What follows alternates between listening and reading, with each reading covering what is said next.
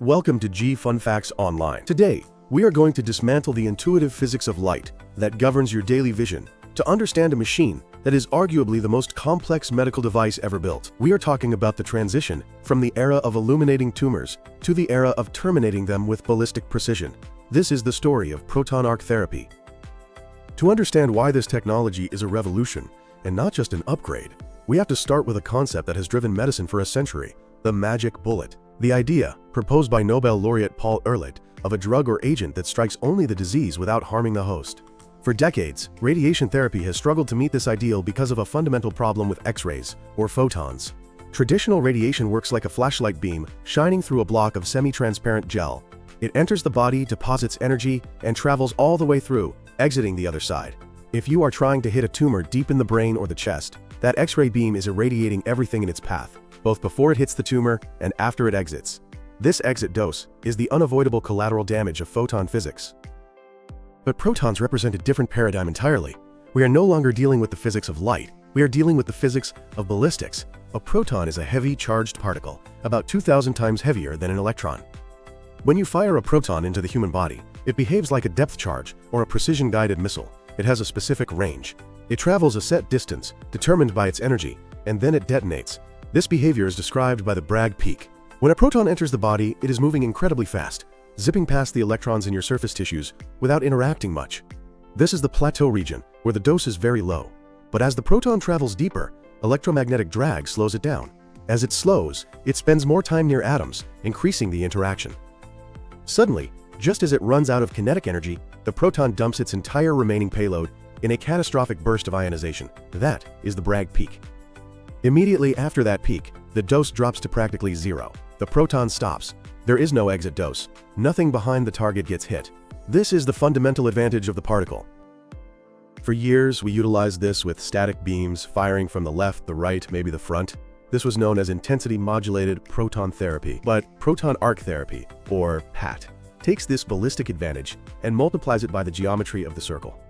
Instead of 3 or 4 static sniper shots, imagine a dynamic, multi-angle barrage. The massive machine housing the nozzle, known as the gantry, rotates continuously around the patient. This arc delivery creates two profound effects. First, it achieves dose dilution.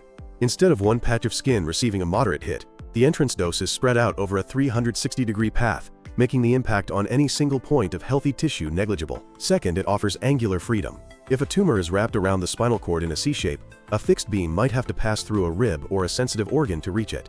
An arc has infinite angles to choose from, allowing the software to see the tumor from every vantage point and carve the radiation dose with sub-millimeter precision, creating a dose-free valley where critical structures like the optic nerve or heart remain virtually untouched. Now let's talk about the machine itself, because the engineering required to achieve this is staggering.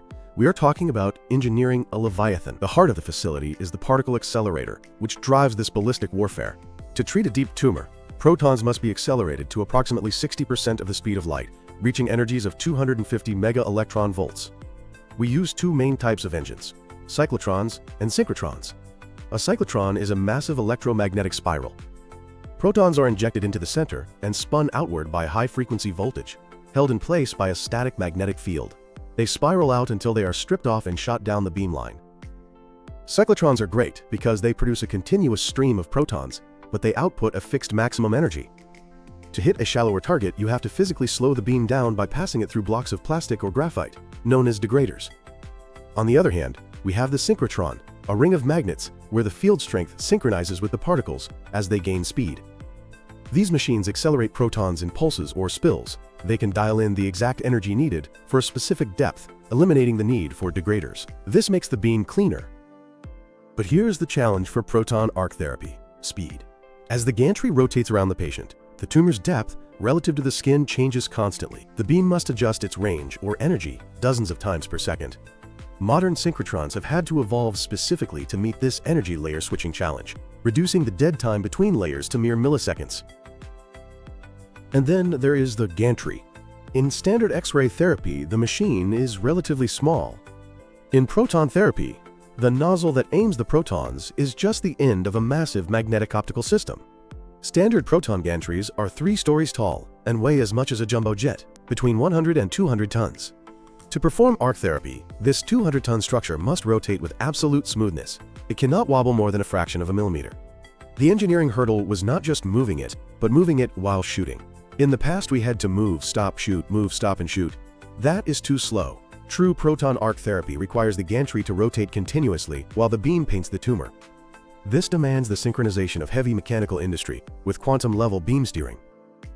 At the very end of this gantry lies the nozzle, the barrel of our weapon. Inside, fast scanning magnets deflect the proton beam in the X and Y directions. This technology is called pencil beam scanning. It is analogous to a 3D printer. The tumor is divided into thousands of 3D pixels, or voxels. The scanner places a spot of protons in one voxel, delivers the exact dose, magnetically steers to the next, paints a layer, changes energy for the next depth, and repeats. In proton arc therapy, this 3D printing happens on a moving canvas. It is a four-dimensional problem involving 3D space plus time. The planning system has to calculate where to place a spot, knowing that by the time the protons arrive, the gantry will have rotated half a degree. This brings us to the software brain. Because without advanced algorithms, this heavy metal is useless. A single static proton field might contain 5,000 spots. An arc treatment could theoretically require hundreds of thousands. If we tried to deliver all of them, the patient would be on the table for an hour. The biological advantage would be lost as the patient moved. This is the central algorithmic challenge: spot sparsity optimization. The software, using iterative optimization, starts by assuming a full arc and then ruthlessly culls the herd. It asks if a specific spot from a specific angle contributes significantly to the tumor dose or helps spare an organ. If the answer is weak, the spot is deleted. This reduces millions of potential spots down to a highly efficient set. The beam might fire intensely from 45 degrees, skip 10 degrees, and then unleash a barrage from 90 degrees. It is a smart arc. Furthermore, the software must account for robustness. Photons are forgiving. If a patient breathes and the tumor moves 5 millimeters, the beam still hits it. Protons are unforgiving. If the tumor moves deeper, the Bragg Peak stops short. If it moves shallower, the peak overshoots into healthy tissue. This sensitivity to density is the Achilles heel of protons. PAT turns this into a managed risk through robust optimization. AI-driven software runs thousands of simulations before the first treatment. What if the patient is 3 millimeters to the left? What if they inhale deeply? It generates a plan that remains effective even under these error scenarios. Because the arc comes from so many angles, if one path is blocked by a gas bubble, the other 100 degrees compensate. To calculate this, we use Monte Carlo simulations, tracking millions of virtual protons through the patient's CT scan to generate a dose heat map accurate to within a single percentage point. Now, let us move to the clinical battlefield. Where does this actually make a difference? The ultimate test is head and neck cancer. The neck is a crowded highway of critical structures: the spinal cord, salivary glands, voice box, and taste buds. Standard radiation cures the cancer, but often destroys the patient's quality of life, leading to loss of taste, dry mouth, and difficulty swallowing. Proton arc therapy has shown dramatic promise here. By pulling the dose off the parotid glands and the constrictor muscles of the throat, PAT preserves the ability to eat and speak.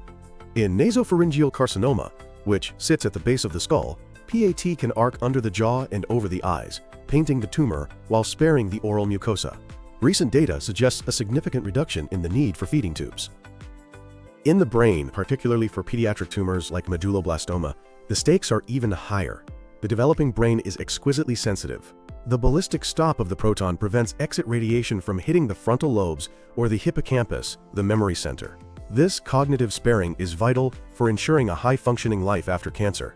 Then there is prostate cancer, where treatment is moving toward hypofractionation, giving the entire course in just 5 days. PAT allows for a workflow that is both fast and precise, delivering a treatment in under 2 minutes, ensuring the dose is delivered before the prostate shifts due to bladder filling. But the advantage is not just physical, it is biological. We measure biological damage by RBE, or relative biological effectiveness. Protons are generally 10% more effective at killing cells than photons. However, hidden within the physics of the Bragg Peak is a weapon called linear energy transfer, or LET. LET measures how dense the ionization track is. At the very end of the proton's range, as it stops, the LET skyrockets. The proton rips electrons off DNA strands with brutal efficiency, causing complex double-strand breaks that cancer cells cannot repair. With fixed beams, this high LET spike might accidentally land in a critical organ. But with proton arc therapy, we can use LET optimization. The software can deliberately place these high-kill zones inside the tumor core, specifically targeting oxygen-starved regions that are usually resistant to radiation, while keeping the spikes away from the brainstem. This is biological dose painting. So what is the patient experience like? They enter a treatment room that feels like a mix of high-tech industry and medical care. They are immobilized on a robotic couch that adjusts their position with sub-millimeter precision. When the beam turns on, there is no sensation, no heat, no light. Just the hum of the magnets and the whir of the gantry moving smoothly around them. Thanks to spot sparsity, the beam on time is surprisingly short, often just 2 or 3 minutes. The true difference is felt weeks later, when they avoid the severe side effects that plague traditional patients. Looking to the future, the horizon is incredibly exciting. We are investigating flash therapy, where the entire radiation dose is delivered in a fraction of a second at ultra-high dose rates. For reasons we are still unraveling, flash kills the tumor but spares healthy tissue almost completely. Proton Arc Therapy is the perfect delivery vehicle for this, creating a concept called Proton Flash Arc. Additionally, the technology is shrinking. New superconducting cyclotrons that can be mounted directly on the gantry are making these systems more compact and affordable, democratizing access to this ballistic precision. By 2030, we expect online adaptive PAT, where AI replans the treatment while the patient is on the table, accounting for daily anatomical changes in real time. In conclusion, Proton Arc Therapy is not merely an incremental improvement. It is a fundamental shift in the physics of interaction. It harnesses the stopping power of the Bragg Peak, the rotational freedom of the arc, and the computational power of AI to offer a glimpse of the ultimate goal of oncology, a cure without cost to quality of life. The magic bullet is no longer a metaphor. It is a proton, traveling at 100,000 miles per second, stopping exactly where we tell it to.